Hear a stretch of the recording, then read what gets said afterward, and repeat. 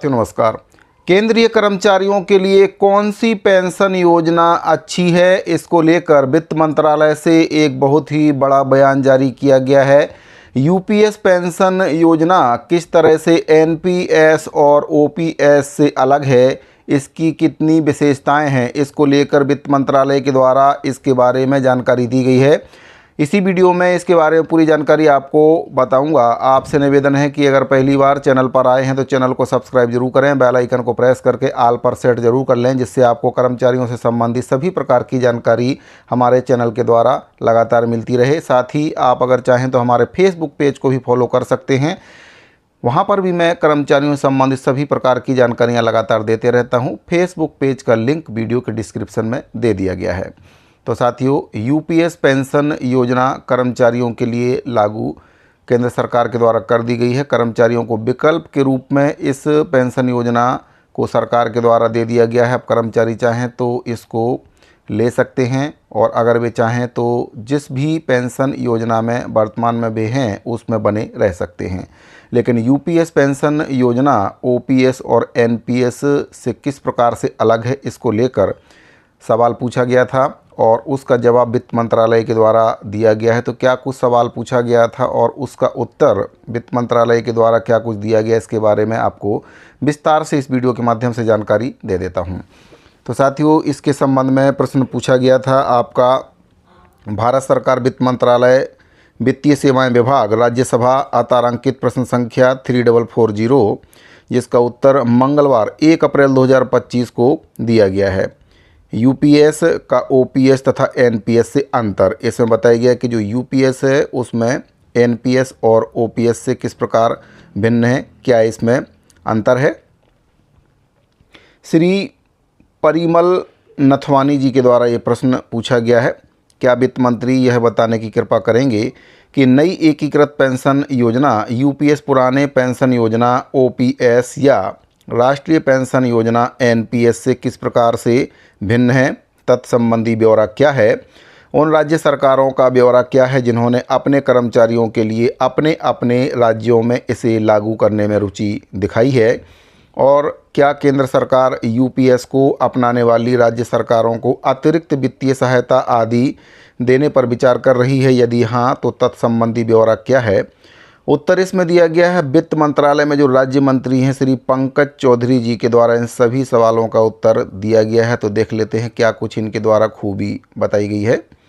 इसमें बताया गया है कि सरकार के द्वारा राष्ट्रीय पेंशन प्रणाली एनपीएस के अंतर्गत आने वाले केंद्र सरकार के कर्मचारियों को सेवानिवृत्ति के पश्चात सुनिश्चित मासिक पे आउट उपलब्ध कराने के उद्देश्य से एनपीएस के अंतर्गत विकल्प के रूप में एकीकृत पेंशन योजना यानी कि यूपीएस दिनांक 24/1/2025 को अधिसूचित की गई थी।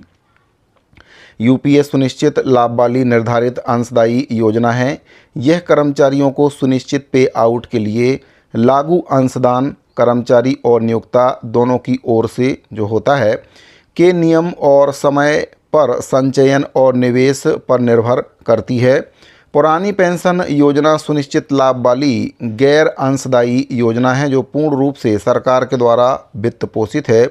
यह केंद्र सरकार के उन कर्मचारियों पर लागू है जो दिनांक 31/12/2003 को या उससे पहले सेवा में शामिल हुए हैं। राष्ट्रीय पेंशन प्रणाली एनपीएस सेवानिवृत्ति के पश्चात लाभों के लिए बाजार सहबद्ध प्रतिलाभ के साथ एक सुनिश्चित अंशदान आधारित योजना है। यह सशस्त्र बलों के अतिरिक्त दिनांक 1/1/2004 के बाद सेवा में शामिल होने वाले केंद्र सरकार के कर्मचारियों पर लागू है। खा और गा नंबर के प्रश्न का उत्तर इसमें बताया गया। राज्य सरकार के कर्मचारियों की सेवा शर्तों का विनियमन संबंधित राज्य सरकारों के प्रशासनिक दायरे में आता है। तो इन सभी प्रश्नों का उत्तर वित्त मंत्रालय के द्वारा दिया गया है। वित्त राज्य मंत्री पंकज चौधरी जी के द्वारा यूपीएस के बारे में बताया गया कि किस प्रकार से एनपीएस और ओपीएस से यूपीएस पेंशन योजना अलग है, उसके फ़ायदे के बारे में उनके द्वारा बताया गया है। कर्मचारियों के ऊपर निर्भर करता है कि वे कौन सी पेंशन योजना का चुनाव करते हैं। सरकार के द्वारा इसको लागू कर दिया गया है विकल्प के रूप में। अब कर्मचारी इस पेंशन योजना को लेते हैं या नहीं लेते हैं, या फिर जिस भी पेंशन योजना में वे वर्तमान में हैं उसी में रहना चाहते हैं। लेकिन यहाँ पर मैं आपको बताना चाहूँगा कि कर्मचारियों की जो पहली पसंद है वह OPS है, यानी कि ओल्ड पेंशन स्कीम। वे इन पेंशन योजनाओं पर उतना भरोसा नहीं कर पा रहे हैं जितना कि OPS पर कर्मचारियों को विश्वास है, क्योंकि OPS पेंशन योजना कर्मचारियों के जो अधिकार हैं उसको सुनिश्चित करती है और रिटायरमेंट के बाद उनको एक निश्चित पेंशन उनको प्रदान करने वाली योजना है। जबकि UPS में कई प्रकार के पैंच फंसे हुए हैं जिससे कर्मचारी काफ़ी परेशान हैं। कर्मचारियों के द्वारा इसको लेकर केंद्र सरकार से पत्राचार भी किया गया था संशोधन को लेकर सरकार के द्वारा, लेकिन इसमें किसी प्रकार का परिवर्तन अभी तक नहीं किया गया है। और यही कारण है कि कर्मचारी इस योजना से भी उतने खुश नज़र नहीं आ रहे हैं। उनकी मांग है कि उनको ओल्ड पेंशन स्कीम ही दी जाए, दोबारा से कर्मचारियों के लिए ओल्ड पेंशन स्कीम लागू की जाए। और इसको लेकर कहीं ना कहीं जो कर्मचारी हैं वे एक बड़े आंदोलन की रणनीति भी बना रहे हैं। तो साथियों, जो जानकारी है ओल्ड पेंशन स्कीम, NPS और UPS से संबंधित जानकारी है, इसको लेकर प्रश्न लगाया गया था जिसका जवाब वित्त मंत्रालय के द्वारा दे दिया गया है। उम्मीद करता हूं कि दी गई जानकारी आपको पसंद आई होगी। अगर आपको जानकारी पसंद आई हो तो अपने दूसरे साथियों को शेयर जरूर करें। वीडियो अगर अच्छा लगा हो तो लाइक ज़रूर कर दें। और अगर आपने अभी तक हमारे फेसबुक पेज को फॉलो नहीं किया है तो इसको ज़रूर फॉलो कर लें। यहाँ पर कर्मचारियों से संबंधित सभी प्रकार की जानकारी आपको मैं लगातार देते रहता हूँ, चाहे वह कोई भी कर्मचारी हो, अनियमित संविदा, दैनिक वेतनभोगी, आउटसोर्स, प्लेसमेंट कर्मचारी, नियमित कर्मचारी, रिटायर्ड कर्मचारी, पेंशनर्स, सभी कर्मचारियों की जानकारी आपको यहाँ पर एक ही प्लेटफॉर्म पर मिल जाती है। तो साथियों, इस वीडियो फिलहाल इतना ही। मिलते हैं अगले वीडियो में। अभी के लिए दीजिए इजाज़त। धन्यवाद।